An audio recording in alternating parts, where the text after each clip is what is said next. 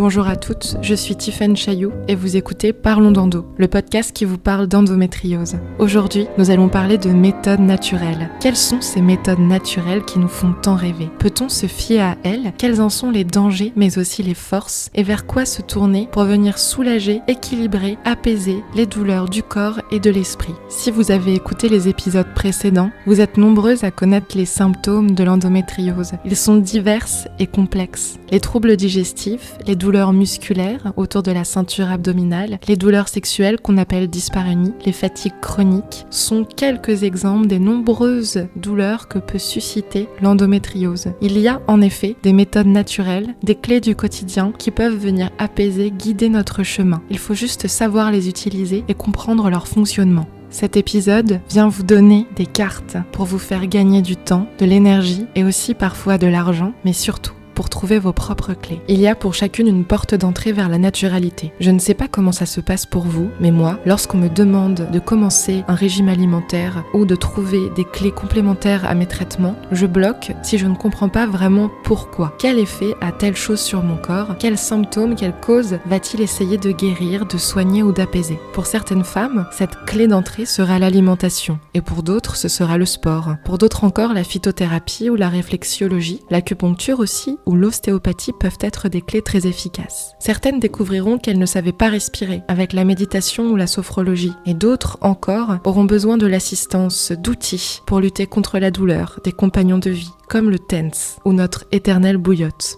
Pour d'autres encore, les massages et la manipulation des organes et des zones musculaires endolories sera très efficace. Il ne s'agit donc pas ici de faire une liste de tout ce qui existe ou une liste de solutions à vous donner car elles sont différentes pour toutes. Il s'agit seulement, en prenant quelques exemples concrets, de vous démontrer pourquoi tout ceci a du sens et de vous donner des clés ou l'envie ou la motivation pour aller chercher vos propres techniques d'apaisement. Pourquoi cet épisode n'intervient qu'en 7e? Parce que vous l'aurez compris, nous parlons ici de compléments de traitement. J'ai donc souhaité traiter avant tout les symptômes de l'endométriose, les sujets qu'elle soulève dans notre quotidien et les traitements chimiques de la médecine dite classique. Aujourd'hui, je me sens libre de vous parler des méthodes complémentaires à ces traitements qui dépendent surtout de vous, de vos choix, de votre état d'esprit et qui peuvent pour certaines se révéler être très efficaces en complément pour apaiser les douleurs. J'aimerais avant toute chose répondre à cette question avec vous. Peut-on se fier aux méthodes naturelles pour accompagner l'endométriose? Ma réponse, vous la connaissez déjà. Évidemment, oui, et grandement, mais dans certaines mesures. Les méthodes naturelles ne sont pas toutes exercées au même niveau. Il faut toujours s'assurer d'être en contact et suivi par un professionnel de qualité, quelqu'un de formé qui connaît la pathologie.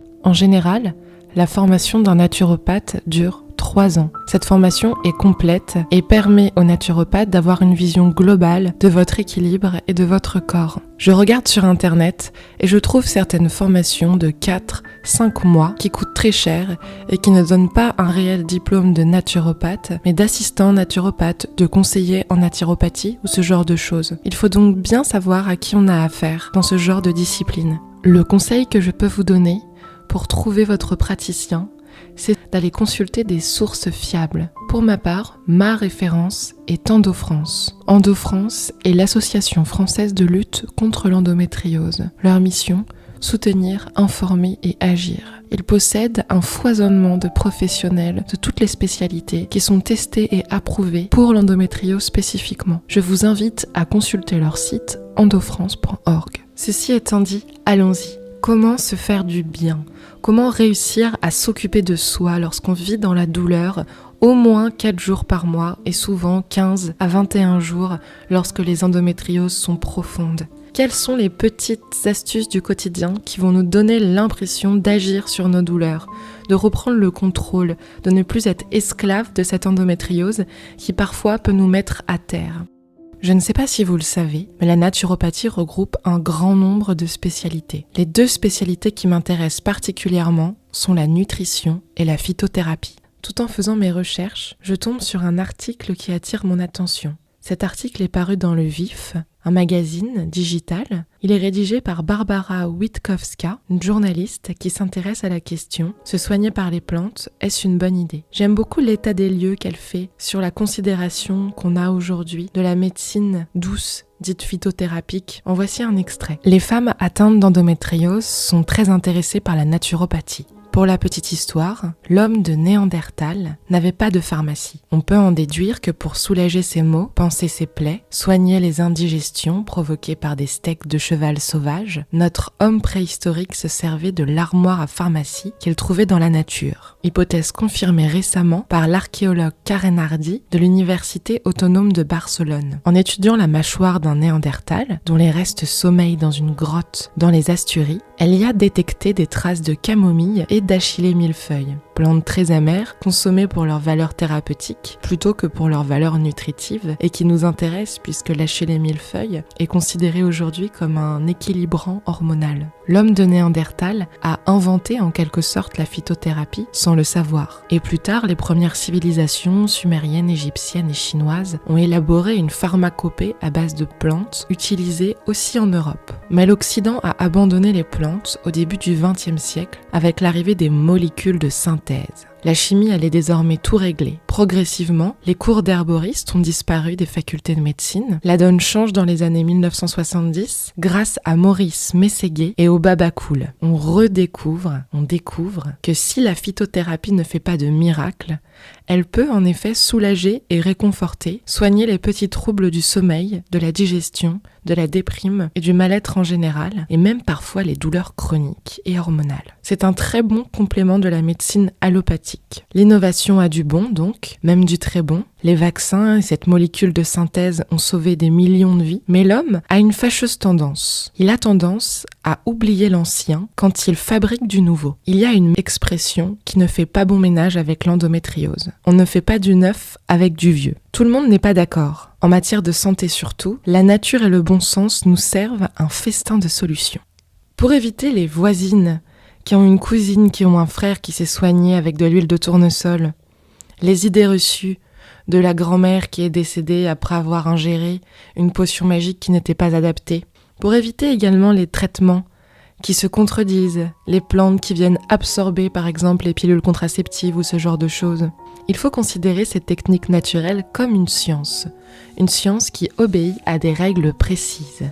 Évidemment, on peut s'amuser à devenir sa propre guérisseuse, et d'ailleurs y prendre beaucoup de plaisir, s'épanouir même dans le soin qu'on s'apporte à soi-même. Mais il faut tout simplement le faire avec prudence, en étant encadré et en observant les règles de la naturopathie. Vous l'aurez compris, nous allons plonger non pas dans le grand bain de la naturopathie, mais dans son océan. Et pour ouvrir ce grand chapitre avec vous, je vais vous parler de la nutrition. L'alimentation est en effet un outil à la portée de toutes qui peut considérablement améliorer le bien-être et la santé d'une femme.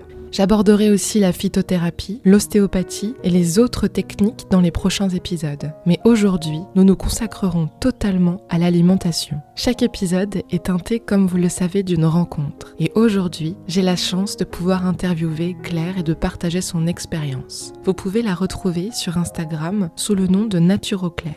Claire est conseillère en nutrition certifiée dans l'accompagnement de l'endométriose. Je l'ai contactée parce que j'aime beaucoup l'esprit de son compte Instagram qui me donne plein d'idées pour faire mes petits plats anti-inflammatoires. J'aime aussi et surtout son état d'esprit et le parcours qu'elle nous partage. C'est une véritable passionnée de la cuisine. Et pourtant, comme vous allez le découvrir, son parcours et son combat ont été forts et engagés. Rien n'a été simple. Alors, y a-t-il un régime alimentaire précis? Y a-t-il une alimentation particulière à suivre? Une liste définie d'aliments? Que pouvez-vous attendre de l'alimentation? Quelles sont les conséquences de l'endométriose sur le psychologique de l'alimentation et dans le rapport à son corps? Tâchons de répondre à ces questions avec douceur mais détermination. Le docteur Bergeret nous dit que les médecins ont conscience du manque d'écoute de leur part et se sentent souvent démunis face à la prise en charge très limitée de l'endométriose. En effet, à part la chirurgie, les traitements hormonaux, la ménopause artificielle, qui sont destinés à supprimer les règles et donc soulager les douleurs, il n'existe aujourd'hui aucun traitement définitif de l'endométriose. Heureusement pour nous, il semble que nous ayons également des cartes en main pour lutter contre ces douleurs et cette inflammation. Nous allons pouvoir utiliser l'alimentation pour jouer 3 rôles importants dans la douleur et le développement de la maladie. D'une part, l'alimentation pourra être anti-inflammatoire, c'est-à-dire qu'il y a des aliments dits pro-inflammatoires qui génèrent des médiateurs intervenant dans la réaction inflammatoire. Les aliments dits anti-inflammatoires sont capables de combattre cette inflammation.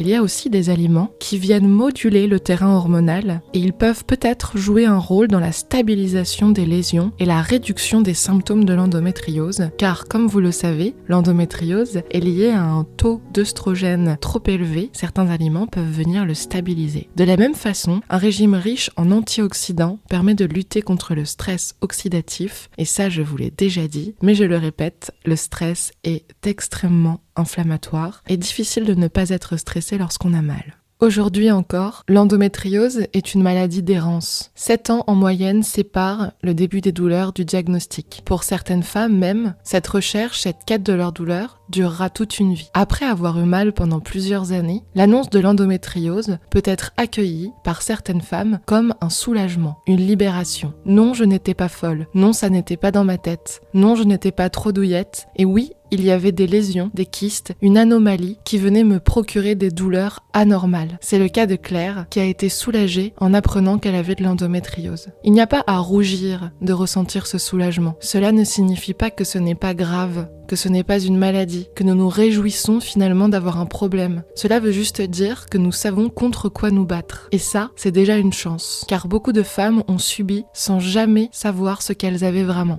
Je demande à Claire ce qu'elle a ressenti lorsqu'elle a découvert qu'elle avait de l'endométriose. Mais pourtant, moi, l'annonce, je l'ai très bien vécue. Parce que j'ai été vraiment soulagée. De toute façon, déjà, c'était avec le docteur Petit, qui est connu à Paris. Déjà, après avoir rempli le questionnaire avant l'échographie, je me suis dit, oh, quand même, hein, ça y ressemble. Et effectivement, même lui, juste à recevoir mon questionnaire, savait déjà ce qu'il allait trouver à l'échographie. Et donc, effectivement, on a trouvé les lésions. Et moi, ça m'a vraiment soulagée, puisqu'on m'a répété et je me suis convaincue que j'étais folle avec mes douleurs, qui étaient devenues vraiment chroniques ces dernières années, donc ça a été un soulagement. Alors oui, j'ai un peu pleuré parce que ça fait peur. Ça fait quand même peur, cette maladie qui progresse, parce que c'est ça en fait qui... Enfin moi ça peut me faire peur encore par moments. Et de façon imprévisible. Enfin il y a des histoires improbables, des lésions qui vont se mettre à des endroits improbables, ou qui peuvent se mettre sur des organes et ça peut devenir très handicapant. Donc effectivement, oui, ça fait peur. Mais j'ai quand même vécu comme un soulagement. Comme vous le savez, pour la plupart, l'endométriose a des symptômes digestifs. Les troubles de la digestion, les troubles du comportement alimentaire peuvent venir accompagner notre endométriose. Pourquoi ? Il existe différents types d'endométriose, plus ou moins avancés, plus ou moins étendus. On parle d'endométriose digestive quand l'endométriose se développe sur les intestins, le côlon, le rectum. Les troubles digestifs associés à l'endométriose sont très contraignants. Il y a notamment une alternance de diarrhée-constipation avec des symptômes aggravés pendant les règles, des douleurs lors de la défécation, plus rarement des rectorragies, c'est-à-dire la présence de sang dans les selles, et le phénomène d'occlusion, ballonnements abdominaux, douleurs, etc. Ces symptômes sont relativement typiques pour une endométriose digestive, mais même si vous n'avez pas d'endométriose digestive, le résultat de l'inflammation qui accompagne les endométrioses superficielles peut provoquer de fortes douleurs si elles sont localisées à côté du rectum. De nombreuses patientes présentent des symptômes digestifs dus à l'existence concomitante d'une maladie digestive en parallèle. Par exemple, celle du côlon irritable, ou la maladie de Crohn, ou la rectocolite hémorragique. Il est donc très difficile de faire le diagnostic de l'endométriose au milieu de toutes ces maladies différentes. Les lésions d'endométriose peuvent en effet finir par infiltrer le tissu et traverser les parois intestinales. Elles peuvent ainsi causer des occlusions intestinales par exemple. C'est pour cela que parfois, lorsque la chirurgie intervient, elle est menée par différents experts pluridisciplinaires, gastro-entérologues, chirurgiens digestifs, etc. Cette forme d'endométriose impacte fortement la qualité de vie des femmes atteintes. C'est pour ça que le régime alimentaire et l'alimentation fait partie intégrante de nos vies. Parce que pour certaines d'entre nous, nous avons peur de manger. Même si cette peur est inconsciente, les douleurs surviennent après un repas. Et nous associons les douleurs digestives et les douleurs en général à nos repas, à notre cycle. Tout est très flou. Claire n'a pas vraiment fait le lien entre l'endométriose et les troubles alimentaires. Elle me parle de culpabilité. Elle me parle de rapport à la nourriture conflictuelle et ce sentiment de faire quelque chose de mal, de se faire du mal, d'avoir peur de manger. Je trouve que c'est très intéressant parce que moi aussi, Sans m'en rendre compte, j'avais développé une certaine peur, sans trop savoir pourquoi. Je mangeais donc un peu anarchiquement, de temps en temps trop dans l'excès, de temps en temps pas assez, refusais évidemment de faire attention à mon alimentation pendant des années, et lorsque j'ai décidé d'opérer un changement, en toute inconscience, juste pour voir, j'ai découvert que mes douleurs diminuaient. J'avais peut-être un double problème, à la fois une intolérance, à la fois de l'endométriose. Ce qui est sûr, c'est que ça a changé ma vie. J'interroge Claire sur son rapport à la nourriture, à l'alimentation. Pourquoi en a-t-elle fait sa spécialité? Et comment s'est passé ce chemin avec l'alimentation, avec son corps? Je trouve que les mots qu'elle pose sont vraiment merveilleux. Ça fait écho en moi, mais je pense que ça fera aussi écho à beaucoup de femmes, puisque ce parcours est à la fois intime et très difficile à expliquer. Il est difficile de poser des mots sur ces symptômes, mais lorsqu'on doit poser des mots sur des symptômes et des ressentis, l'affaire est encore plus compliquée. Voici sa réponse. Plus maintenant en fait. Je ne culpabilise plus depuis quelques mois. Mais j'ai passé 15 ans à culpabiliser. Donc après, j'en parle souvent sur Instagram, moi j'ai eu des troubles du comportement alimentaire pendant très longtemps. Et avant même de savoir que j'avais l'endométriose, j'ai fait partie d'un groupe de parole l'année dernière où en fait j'ai aussi avoué autour de moi que j'avais des troubles du comportement alimentaire. Et j'ai pris conscience que c'était une maladie. Bon, donc ça c'est encore un autre sujet. Mais effectivement, ça a compliqué un peu la tâche quand je me suis dit, je vais devoir suivre une alimentation un peu différente des autres. Du coup, c'est compliqué quand on est déjà dans un rapport conflictuel avec la nourriture. Et en plus, moi, j'avais des gros soucis digestifs. Et donc aussi, une des raisons pour lesquelles j'ai créé NaturoClaire, c'est que dans la plupart des aliments anti-inflammatoires, moi, je les digère pas. Et donc, je me suis dit, mince, je fais comment ? Et je me suis aussi aperçue que j'étais pas la seule. Et donc l'idée de base, c'était aussi de venir un peu en aide à ces personnes qui ne peuvent pas manger tous les fruits anti-inflammatoires comme les autres. Parce que par exemple, on ne digère pas le fructose. Ou que oui, les lentilles, les choux, c'est anti-inflammatoire. Encore faut-il les digérer. Et donc c'était un peu l'idée d'essayer de trouver un juste milieu.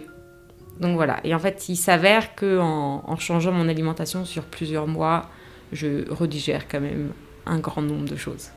Alors, cause ou conséquence? Lorsque l'on mange et qu'on souffre, même inconsciemment, le cerveau l'enregistre. L'endométriose peut provoquer des troubles digestifs, comme vous le savez. Il est donc naturel que notre rapport à l'alimentation soit entaché, soit amoindri par l'endométriose. Cela peut déclencher sur le long terme des troubles alimentaires. Certaines mangent de manière compulsive ou passionnelle, d'autres vont craindre la nourriture, s'en méfier et passer un mauvais moment à l'heure des repas. Simplifier son alimentation permet de commencer à rééquilibrer sa vie. Je lis la définition de l'alimentation. C'est l'action de fournir à un être vivant ou de se procurer à soi-même les éléments nécessaires à sa croissance, à sa santé, à son immunité et au développement de ses organes. Je ne mange pas toujours en conscience. Je ne profite pas de chaque aliment. Je ne pense pas à l'abondance et au vide qu'il y avait dans mon ventre. Je n'ai pas appris et ça n'est pas grave. Mais lorsque je découvre le plaisir de manger, tout prend une autre allure. Le chemin n'est pas simple pour certaines, mais il existe des outils, des associations, des groupes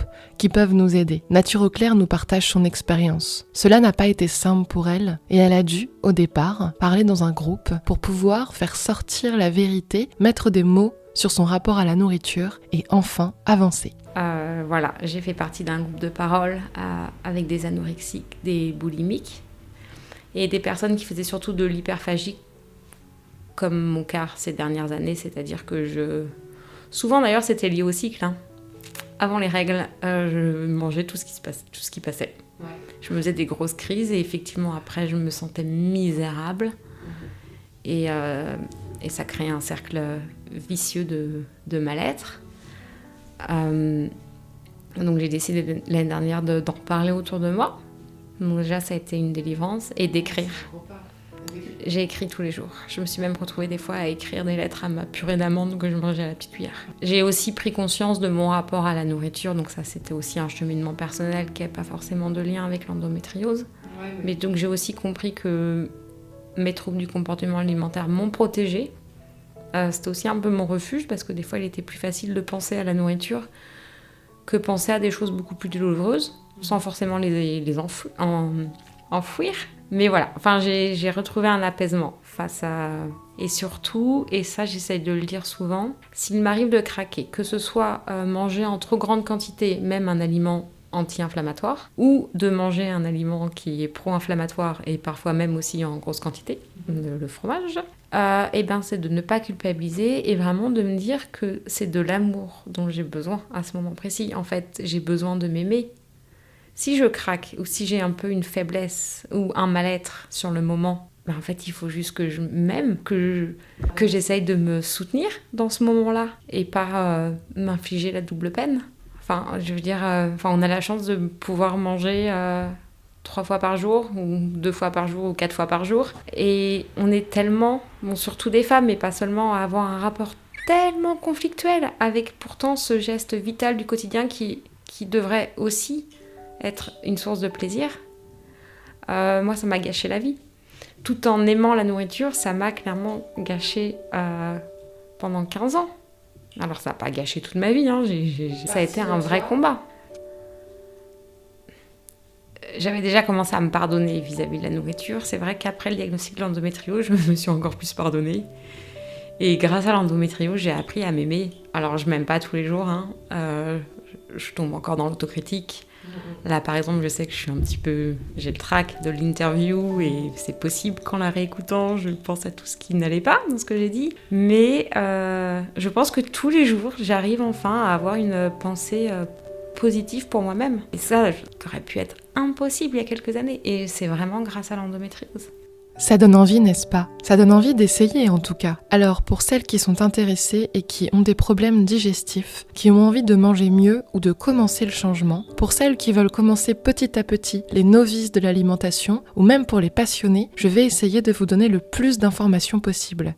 Ces informations, je vais vous les donner dans le désordre en essayant de les ordonner, un peu comme l'endométriose, un peu n'importe comment. Si vous voulez prendre un stylo pour noter les choses qui vous parlent, vous pouvez. Si vous êtes dans les transports, dans la voiture ou dans un contexte qui ne vous permet pas d'écrire, n'hésitez pas à entrecouper l'écoute de cet épisode pour pouvoir vous nourrir petit à petit. C'est le cas de le dire. Bonne écoute. Bien que l'alimentation anti-inflammatoire ne puisse pas à elle seule résorber une inflammation chronique, elle n'en est pas moins une alliée pour réguler la maladie et surtout pour éviter une aggravation des symptômes. Lorsque j'ai appris que j'avais de l'endométriose, je n'aurais jamais imaginé que je puisse parler à des femmes que je ne connais pas. Je souffrais depuis 10 ans déjà et j'avais perdu confiance en moi.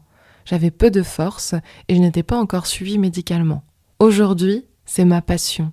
J'adore rencontrer des femmes, échanger les bons conseils, les psychologies, les manières de reprendre le dessus et tout simplement écouter leur histoire.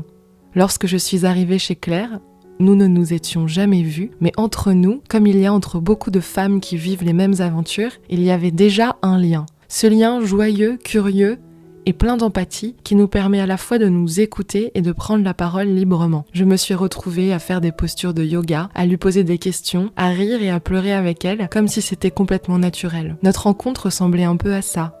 Tu t'étires ? J'essaie de faire du yoga. Et le psoas ? C'est quoi le psoas ?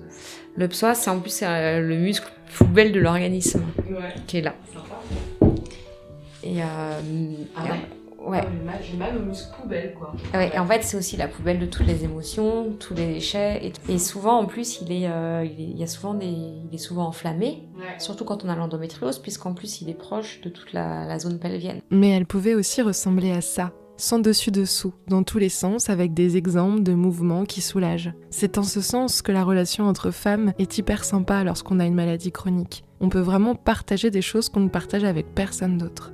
Tu peux faire, si tu fais du yoga, mais tu sais, je sais pas bien, moi j'arrive pas, le pigeon. Oula, attends.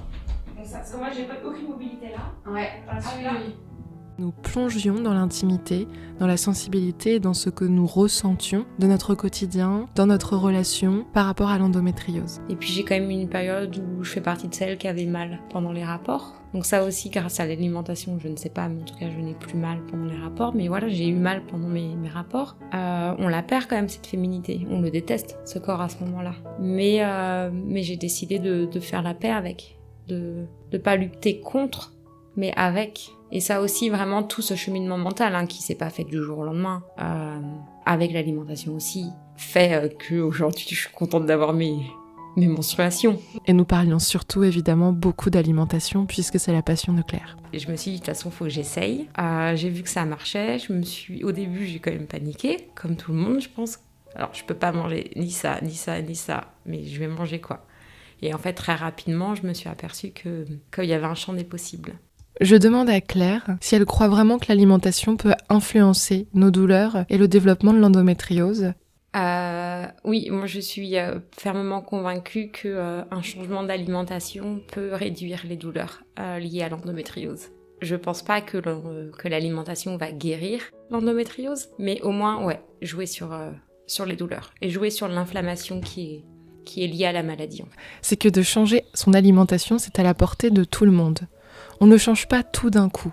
Il faut trouver votre clé d'entrée, la chose la moins difficile à supprimer par exemple, ou la chose que vous préférez manger. Et au fur et à mesure, vous allez trouver votre manière de faire et changer à votre rythme. Peut-être venez-vous de découvrir que vous avez de l'endométriose et peut-être pensez-vous qu'il est important maintenant de passer à un autre mode de vie. Vous souhaitez changer votre alimentation mais vous ignorez par où commencer. Peut-être tout simplement que vous aviez déjà changé votre alimentation en apprenant que vous aviez de l'endométriose ou juste des douleurs digestives et que vous voulez savoir si vous adoptez les bons comportements. La première question pour démarrer cet épisode dans la profondeur est simple. Y a-t-il un régime spécifique, une liste précise d'aliments à manger et ne pas manger? La nutrition, c'est d'abord une carte d'identité. Il y a différents terrains, l'inflammation, l'acidité, les hémorragies, en fonction de la place des lésions, en fonction des symptômes, du stress, de la fatigue, de la situation de la femme, de ses pathologies autres et de ses antécédents, il n'y aura pas les mêmes consignes alimentaires à suivre. Cependant, et heureusement pour nous, certaines tendances se dégagent. À la question « Y a-t-il une liste d'aliments à manger et d'aliments à ne pas manger ?», je ne peux pas vous répondre positivement. Non, il n'y a pas de liste et les listes que je vais vous donner risquent de ne pas être adaptées. Le conseil que je peux vous donner, c'est si vous avez la possibilité d'aller voir un nutritionniste, d'y aller à un nutritionniste spécialisé en endométriose, par exemple, qu'Endo-France peut vous conseiller, pour pouvoir être suivi et motivé par quelqu'un qui connaît la maladie et qui peut observer vos réactions, soit de vous observer, de devenir le Sherlock Holmes de votre alimentation et tout doucement, en fonction de vos réactions et de vos symptômes, ballonnement, acidité, douleur, contraction, douleur au moment du cycle, en dehors du cycle, position des lésions, d'adapter votre alimentation au pinceau, progressivement, en apprenant à vous connaître. Cependant, comme je vous le disais, certaines tendances se dégagent et c'est ce que je voulais vous dire dans ce podcast. Il y a quand même certaines choses comme le gluten dont je vous parlais et d'autres aliments qui sont déconseillés car pro-inflammatoires ou trop gras ou difficiles à digérer, etc. C'est ces aliments dont on va parler avec Nature au Clair. J'aimerais qu'on revienne sur les termes pour celles qui ont besoin de comprendre. Qu'est-ce qu'une inflammation ? L'inflammation, c'est un mécanisme. Elle se manifeste lorsque quelque chose d'anormal se passe dans notre corps. Des microbes, des blessures, des allergènes ou des lésions. Les lésions d'endométriose. En réaction, notre organisme mobilise des cellules de la famille des globules blancs pour nettoyer le terrain. Ce sont des pompiers multifonctions et ils produisent des molécules, dilatent nos vaisseaux sanguins et nous gonflons et une chaleur est dégagée par notre ventre. C'est l'inflammation. L'inflammation est douloureuse, mais elle est aussi très fatigante pour le corps qui bosse à plein régime. Les fatigues chroniques sont souvent la conséquence de cette inflammation. Pour pouvoir reprendre un peu du poil de la bête, il nous est donc conseillé de faire un régime anti-inflammatoire. En quoi consiste ce régime et quels en sont les composants ? Le régime anti-inflammatoire ne se résume pas à la privation, c'est-à-dire qu'il ne s'agit pas avant tout de supprimer des aliments, mais plutôt d'en choisir des adaptés. L'inflammation chronique est à l'origine de très nombreuses maladies. Il n'y a pas que l'endométriose, mais les maladies chroniques, l'arthrite, l'asthme, les allergies, les maladies cardiaques, le cancer, la maladie d'Alzheimer, le diabète, dépendent en partie de notre alimentation. Adopter un régime anti-inflammatoire permet d'apporter un maximum de nutriments à l'organisme tout en calmant l'inflammation. Son principe est assez simple et intuitif. Pas de panique. Choisir d'abord des aliments riches en oméga 3 et pauvres en oméga 6. Au revoir les acides gras oméga 6 qui se trouvent dans les huiles de maïs, de tournesol, d'arachide et de soja, ainsi que les acides gras trans, qu'on appelle AGT, qui se trouvent dans les aliments transformés et frits. La farine raffinée, le sucre, les aliments à indice glycémique élevé sont également à éviter car ils augmentent le taux d'insuline et de glucose qui favorisent l'inflammation. Une fois la mauvaise nourriture éliminée, place à tout le foisonnement d'aliments qui font du bien, et notamment nos amis les graisses anti-inflammatoires, riches en acides gras oméga 3.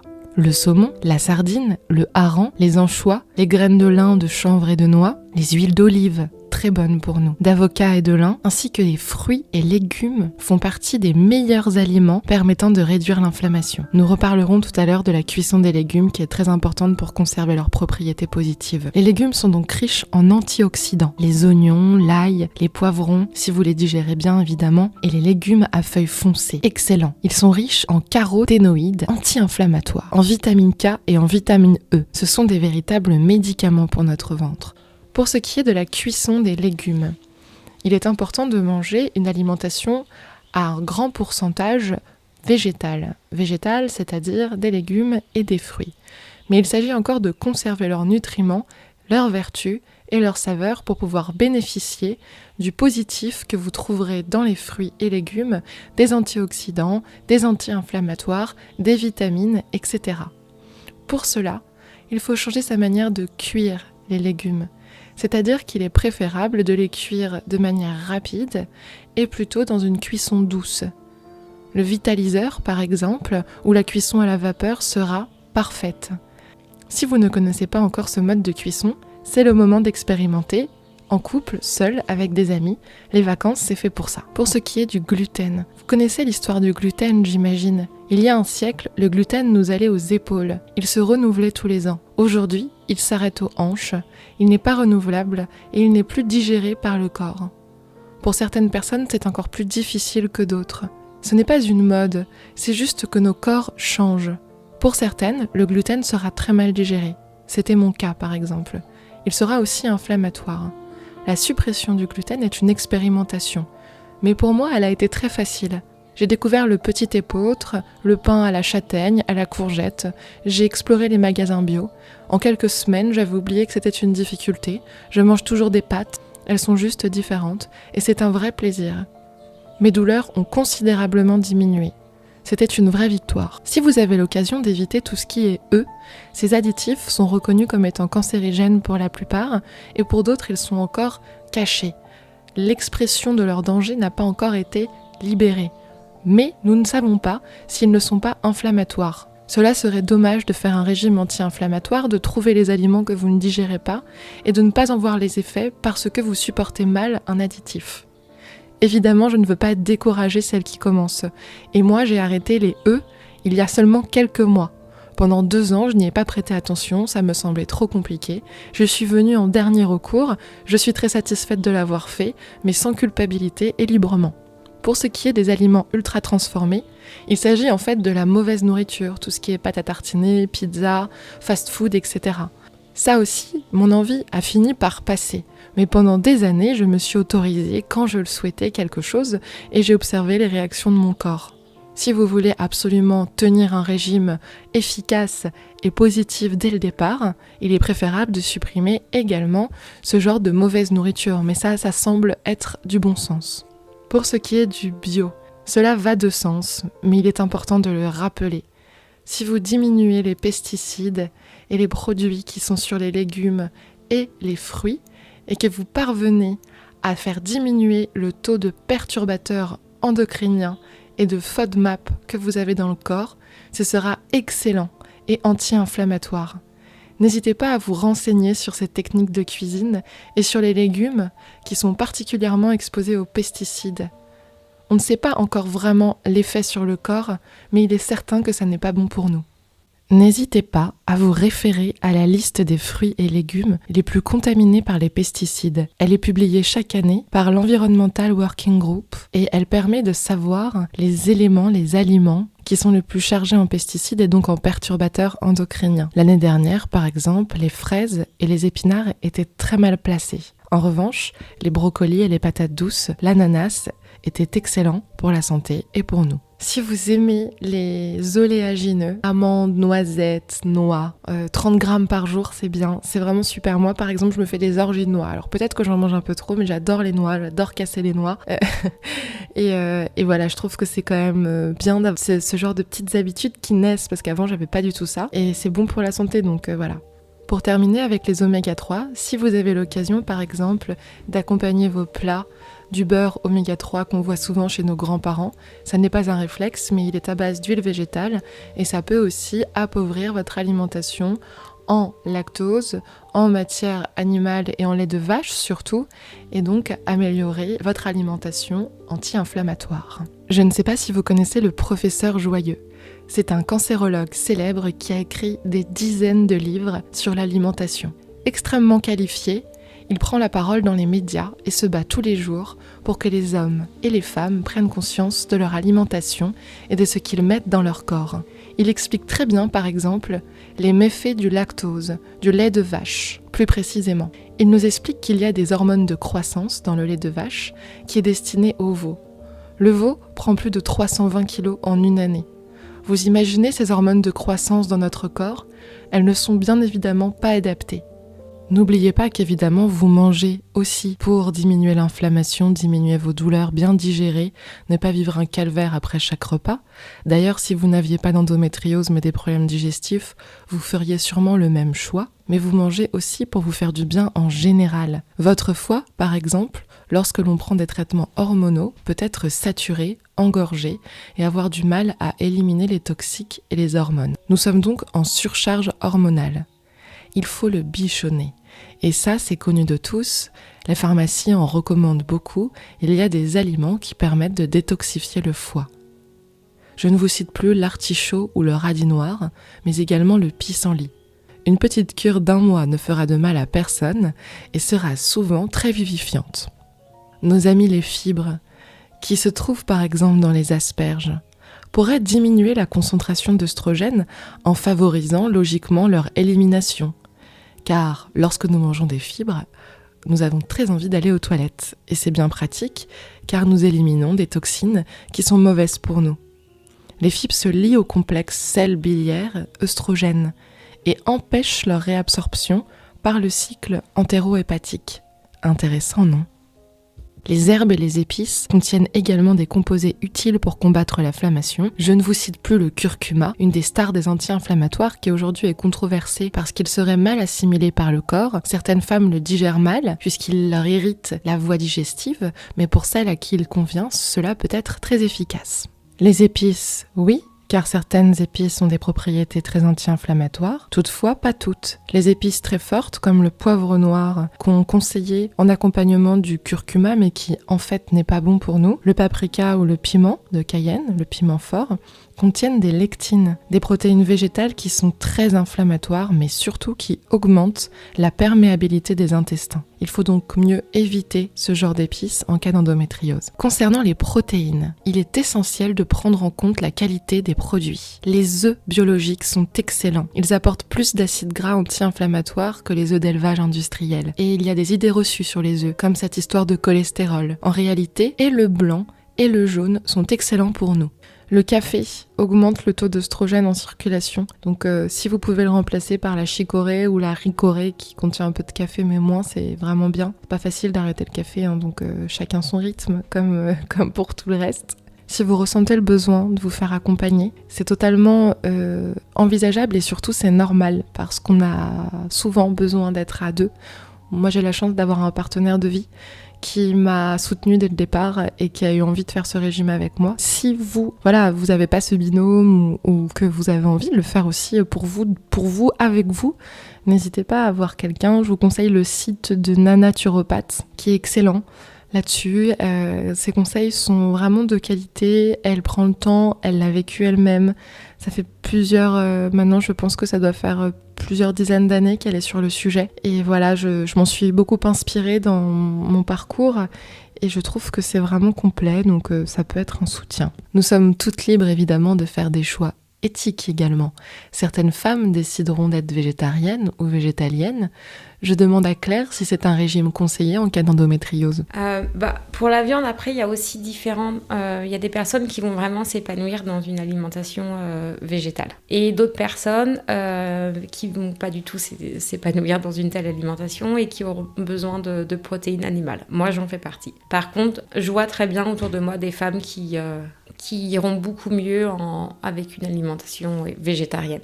Pour les viandes, en fait, le problème, c'est principalement les viandes rouges, qui sont dites inflammatoires. En fait, tout aliment inflammatoire va déclencher ce qu'on appelle des prostaglandines, des acides gras qui sont en nous, c'est des médiateurs inflammatoires, et ça va créer une réponse inflammatoire de l'organisme. Donc voilà. Et les aliments anti-inflammatoires, à l'inverse, vont jouer sur... activer des médiateurs anti-inflammatoires en nous. Donc non seulement c'est pro-inflammatoire, mais malheureusement maintenant, en fait, il y a énormément de résidus d'hormones, de résidus de pesticides dans la viande. Et son autre problème de la viande rouge, c'est quand elle est grasse, et les graisses saturées sont inflammatoires. Voilà, mais moi je mange toutes les semaines de la volaille, des poissons et des œufs. Donc je mange des protéines animales.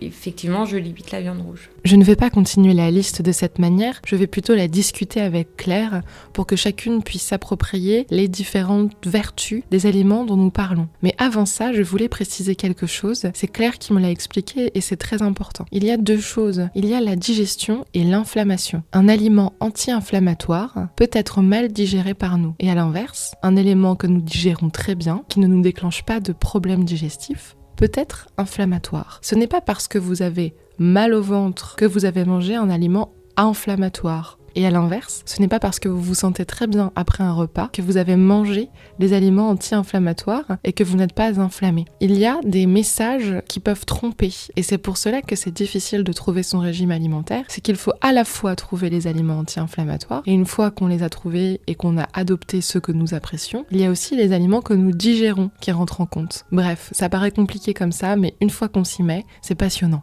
Alors en fait, il y a deux choses et c'est vrai que souvent, je fais pas forcément la distinction sur ma page Instagram, mais il y a vraiment d'un côté la digestion et d'un autre côté l'inflammation. Et c'est là où ça complique un peu le jeu, ce n'est pas parce qu'on digère très bien un aliment que celui-ci n'est pas inflammatoire pour le corps. Et à l'inverse, on peut très bien ne pas du tout digérer un aliment, mais celui-ci n'aura aucune conséquence sur l'inflammation. Enfin, encore que ça dépend de la digestion en question, parce que si c'est une mauvaise digestion, juste on est ballonné et des gaz, peut ne pas y avoir de conséquences. En revanche, si on est intolérant à cet aliment, donc non seulement on ne va pas bien le digérer, mais en plus il va nous agresser au niveau du tube digestif, ce qui peut à terme attaquer la paroi intestinale, ce qui fait après ensuite le jeu de l'inflammation. Donc on retombe sur l'inflammation. Toute notre vie, on a eu des intolérances cachées. Donc c'est-à-dire qu'on a été intolérant par exemple au gluten, mais on l'a toujours très bien digéré. Donc ça va être des gens aussi qui vont avoir des problèmes de peau, des sinusites à répétition, des troubles de la mémoire, de la concentration, de l'attention. Et en fait, ils vont faire une prise de sang et eux, ce sont des vrais cœliaques, enfin les vrais intolérants au gluten, depuis 20 ans. Et ça, effectivement, ça peut foutre en l'air un système immunitaire, une barrière intestinale, et ça peut aussi faire le jeu d'endométriose, parce que j'ai remarqué que le nombre de femmes qui étaient cœliaques et avec de l'endométriose, je trouve qu'il est trop important. Pourquoi certaines femmes ne voient pas le changement lorsqu'elles changent d'alimentation et qu'elles passent à une alimentation dite anti-inflammatoire, sans lactose, sans gluten, sans viande rouge, etc. Peut-être tout simplement parce qu'elle n'avait pas de problème digestif qui venait ajouter à la douleur. En fait, le régime anti-inflammatoire vous permettra peut-être de vous débarrasser d'un problème sur un problème. Je pense sincèrement que c'était mon cas. Je devais avoir une intolérance au gluten parce que le changement a été très fort lorsque je l'ai arrêté et je devais avoir des problèmes digestifs, un côlon irrité, peut-être un tube digestif encrassé par des toxines, ce genre de choses. Et le fait d'assainir mon alimentation et de purifier la zone digestive a diminué mes douleurs et mon inflammation, c'est certain. Ma vie est devenue plus simple. Lorsque vous êtes dans un état d'esprit où vous vous dites que de toute façon vous n'avez rien à perdre, si vous avez le courage d'essayer, cela peut être du bonus. Pour moi, c'était plutôt le gluten qui a tout changé. Pour Claire, ça a plutôt été le lactose et le sucre. Pour d'autres femmes que j'ai rencontrées, ça pouvait être par exemple les crucifères. Tous ces choux et les légumes de l'espèce du chou par exemple ou du brocoli, en fait elles ne le digéraient simplement pas, mais ça avait vraiment pris une importance importante dans leur vie. Donc voilà, c'est un peu, la chasse aux sorcières. Chacune y va de son expérience, de ses douleurs, et les vérités générales sont dangereuses. Ensuite, c'est vrai que sur les grandes familles d'aliments qui sont moins bien digérés par les femmes ou qui sont particulièrement inflammatoires, vous pouvez évidemment vous y fier pour commencer et expérimenter à votre rythme, doucement, de supprimer tel type d'aliment ou tel autre type d'aliment. Vous vous sentirez très forte en fait à essayer d'avancer sur votre sujet de vie, sur votre bien-être, et à essayer par exemple si vous êtes en couple de fédérer avec votre conjoint, votre moitié, pour faire ça ensemble et essayer de trouver des solutions, ou alors de vous mettre en binôme avec une copine, ou de trouver une diététicienne ou une naturopathe qui vous plaît, qui vous pousse un peu à reprendre le dessus sur la maladie. C'est en ce sens que le régime alimentaire peut être intéressant. Il ouvre des portes pour diminuer la douleur qui sont à votre portée, et de l'autre côté, les médecins peuvent œuvrer également à leur niveau et essayer d'explorer avec vous pour trouver un traitement hormonal qui vous convient, pour vous proposer une chirurgie s'il y a besoin, pour lire les IRM, pour lire les échographies, pour vous conseiller, vous rassurer, vous partager leur expérience de médecin. Et vous, de votre côté, vous avez aussi votre terrain d'attaque, de combat, de résistance. Et c'est en ce sens que ce chemin est passionnant. Et je vous invite vraiment à vous y essayer. Les produits laitiers sont pas conseillés. Et ça, je l'observe effectivement chez beaucoup de femmes, moi la première, puisque j'aime le fromage. Donc, je n'ai jamais réussi à complètement éliminer mon alimentation. L'ironie, c'est que ma sœur fait du fromage de chèvre. Donc, mais voilà, merde. Je demande à Claire s'il n'y a pas des petites exceptions pour le fromage. Je vous en parlerai ensuite, mais on m'avait parlé du fromage de chèvre ou des pâtes dures. Voilà sa réponse. Alors ça, c'est pour le lactose. Donc ça, c'est pour la digestion, en fait. Ah bah là, c'est un exemple parfait. Il y a certains fromages, eu égard au processus de fabrication, en fait, à l'arrivée, il n'y a plus de lactose dedans. Et le lactose, c'est le sucre, en gros, des produits laitiers, qui peut être indigeste pour la grande majorité de la population, parce qu'on n'a plus les enzymes nécessaires pour le digérer. Mais ce qui est inflammatoire dans les produits laitiers, ce sont les protéines du lait, donc les caséines. Donc on peut très bien être quelqu'un qui digère très bien le lactose, pour autant, les caséines du lait sont inflammatoires et peuvent nous causer des douleurs par ailleurs. Donc ce ne sera pas des douleurs digestives immédiates, mais ça sera des douleurs plus profondes. Bon, pour certaines femmes, consommer de temps en temps du brebis et du chèvre, apparemment la réponse inflammatoire du corps serait moindre qu'avec des produits de vache. L'alimentation, c'est aussi et surtout une histoire de goût. Certaines femmes préféreront ne jamais se priver d'un aliment qu'elles aiment pour justement pouvoir vivre plus libre et ne pas rajouter au mal et à la détresse une autre détresse et ne plus se faire plaisir. C'est tout à fait compréhensible. Juste n'oubliez jamais qu'un aliment ne peut pas être plus important que votre bien-être. Si vous remarquez qu'il y a quelque chose qui vous rend malheureuse pour une raison X ou Y, qu'elle vous prive de votre liberté de vous déplacer, qu'elle vous fait souffrir, il faudra quand même essayer de peser le pour et le contre et de vous faire passer avant cet aliment. Lorsque je mange aujourd'hui, je ne cherche pas à me culpabiliser ou je n'ai pas peur de souffrir juste après mon repas. Ce n'était pas le cas il y a 2 ans parce que j'avais peur de manger. Les douleurs suite au repas pouvaient être, 1 fois sur 2 à peu près, extrêmement violentes et je n'arrivais pas à reprendre le contrôle sur mon alimentation. Je la liais d'une manière très floue aux douleurs d'endométriose, mais je ne savais pas par où commencer, j'avais l'impression que je ne pouvais plus rien manger. J'ai commencé par supprimer le gluten. Je l'ai supprimé dans un premier temps et puis ensuite j'ai eu une alimentation pauvre en gluten et j'ai trouvé ça d'ailleurs beaucoup plus simple à vivre puisqu'à certains moments je m'autorisais totalement de faire un écart et j'avais d'ailleurs la grande liberté, la pleine liberté de voir après s'il y avait des conséquences sur cet écart, par exemple manger un bout de baguette, si j'avais des douleurs et mon envie de manger du gluten a au fur et à mesure diminué. Il n'y a pas eu de violence envers moi-même, je n'ai pas fait un choix drastique de privation qui m'aurait probablement frustrée à long terme. Force est de constater que la suppression du gluten de mon alimentation m'a permis de reprendre le contrôle. Cela m'a fortement apaisée, mon ventre a dégonflé, l'air qu'il y avait dedans a fortement diminué. Je dis bien fortement diminué car il y a eu d'autres plantes qui m'ont permis de vraiment supprimer les ballonnements et j'ai pu tout doucement commencer à observer mes réactions aux autres aliments. Je voulais absolument vous dire ces quelques mots sur les grandes lignes du régime anti-inflammatoire, mais jamais je ne remplacerai une diététicienne ou une nutritionniste qui vont vraiment adapter ce régime à vous. Ça vaut le coup d'aller faire un bilan. Si vous avez des difficultés à y voir clair, je préfère parler de ce qu'on peut manger et de ce qui est bon pour nous. Et c'est d'ailleurs ce que je me répète, je vais acheter des choses qui me font plaisir. Je sais que je vais terminer mes repas en pleine forme, que je vais bien dormir, que je vais pouvoir aller manger avec des amis la semaine prochaine au restaurant et que je prendrai ce que je veux parce que j'aurai fait attention pendant 2 semaines. Ce genre de pensée, ce genre d'état d'esprit va me permettre vraiment d'être rigoureuse et en même temps très libre de changer votre alimentation au gré de vos envies et au gré de vos douleurs. Ainsi s'achève l'épisode 7 de Parlons d'Endo. La suite de cet épisode sur les compléments thérapeutiques, la phytothérapie et l'ostéopathie, ainsi que le sport, sera l'épisode 9. Et entre-temps, dans l'épisode 8, je vous parlerai de l'adolescence, du collège et du lycée, et du rôle des parents dans la découverte de la maladie, dans l'écoute, et aussi dans la force et le courage dont on a besoin pour pouvoir avancer. J'espère que ce sujet vous intéressera.